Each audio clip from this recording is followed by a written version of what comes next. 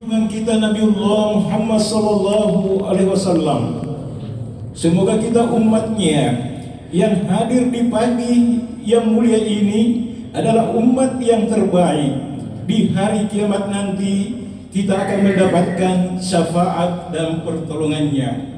Allahu Akbar, Allahu Akbar, walillahil hamd.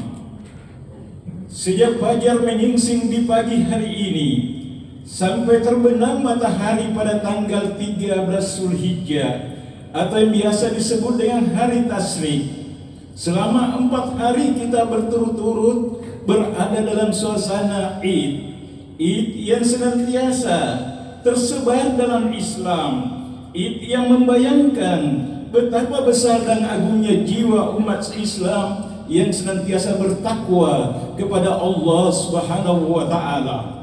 Di hari yang mulia ini kita diperintahkan untuk melaksanakan syarat Id dan menyembelih hewan kurban sebagaimana dijelaskan di dalam Al-Qur'an, inna a'tainakal kautsar fasholli li rabbika wanhar inna syani'aka huwal abtar. Sesungguhnya kata Allah Subhanahu wa taala, saya memberikan kepadamu nikmat yang sungguh banyak. Maka Allah Subhanahu wa taala memerintahkan kepada kita, fasholli li rabbika wanhar, dirikan salat karena Tuhanmu dan berkurbanlah. Semoga salat Id yang baru saja kita laksanakan bersama-sama di sisi Allah Subhanahu wa taala memberikan kesan yang mendalam untuk ketenteraman jiwa dan kekuatan iman di dalam menempuh segala perjuangan dan demi kejayaan agama nusa dan bangsa.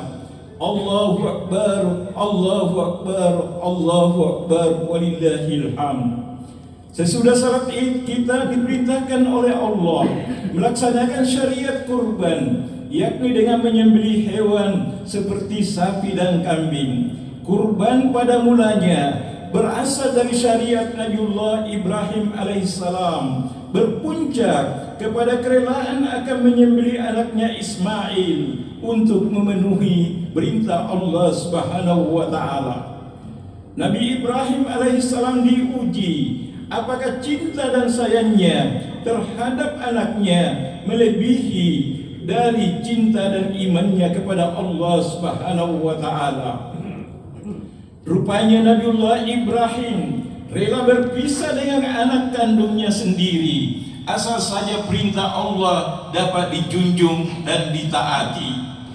Perintah penyembelihan ini diterimanya sejak 3 malam berturut-turut, yaitu pada tanggal 8, 9, 10 Zulhijjah. Perintah masa lalu disampaikan kepada putranya sebagaimana disebutkan di dalam Al-Qur'an, falamma balaga ma'ahu sya'ya qala ya bunayya inni ara fil manami anni asbahuka fanzur maza tara.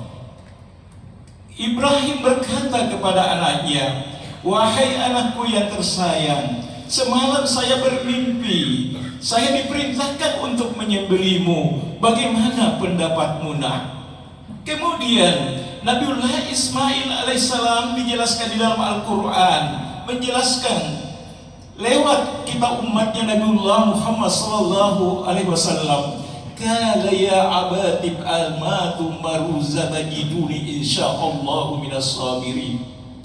Wahai ayahku yang tercinta, kalau memang itu perintah Allah ayah, silakan, insya Allah engkau akan mendapati aku dalam ketabahan dan kesabaran.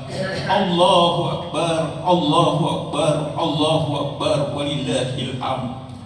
Nabi Ibrahim segera melaksanakan perintah penyembelihan yang mengerikan dan luar biasa itu dengan tulus ikhlas.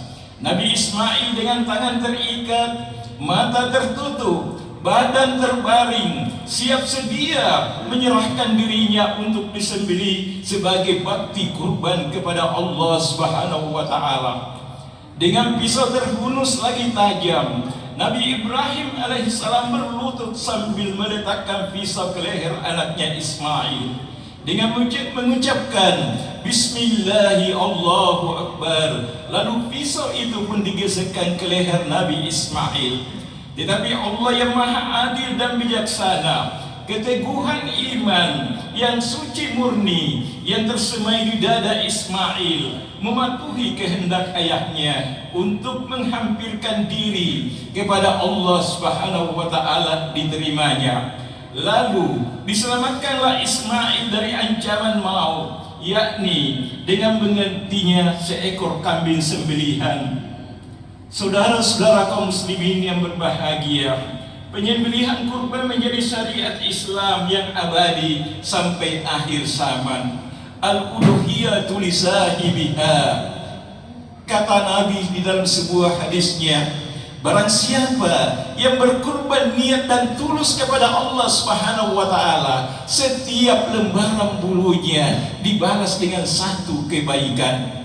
Bahkan suatu ketika Imam Ali radhiyallahu an pernah ditanya oleh salah seorang sahabat, "Wahai Imam, bagaimana sesungguhnya hikmah dan keutamaan yang dimiliki umat Rasulullah sallallahu alaihi wasallam yang senantiasa menyisihkan sebagian rezekinya di jalan Allah Subhanahu wa taala setiap tahunnya?"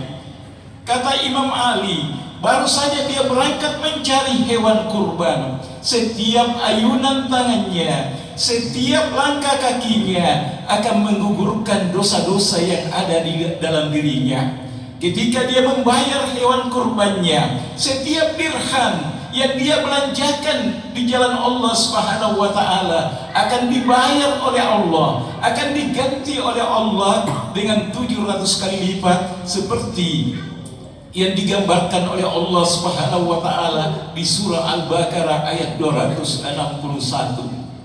Ketika hewan kurbannya mau disembelih, tetesan darah yang mengalir ke buminya Allah Subhanahu wa taala, seluruh malaikatnya Allah Subhanahu wa taala mendoakannya.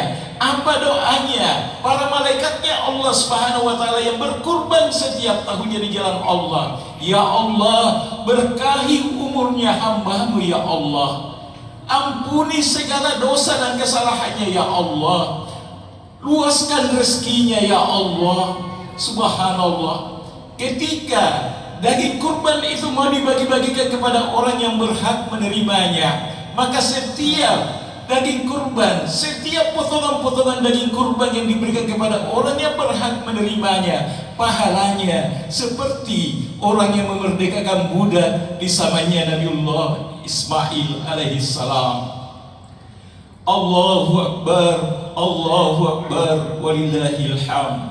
Oleh sebab itu, marilah kita gunakan kesempatan yang baik ini bagi orang-orang yang diberikan kemampuan oleh Allah berharta agar melaksanakan amalan kurban yang mulia ini. Ingatlah, hidup pasti mati. Harta kekayaan akan ditinggal begitu saja, dan hanya amal sajalah yang akan dibawa ke alam baka. Walikulli ummatin ajalun, fa iza jaa ajaluhum la yastakhiruna sa'atan wa la yastakdimun. Kita yang hadir pada pagi yang mulia ini, ada kontrak, ada tender kehidupan yang sudah ditentukan oleh Allah Subhanahu wa taala.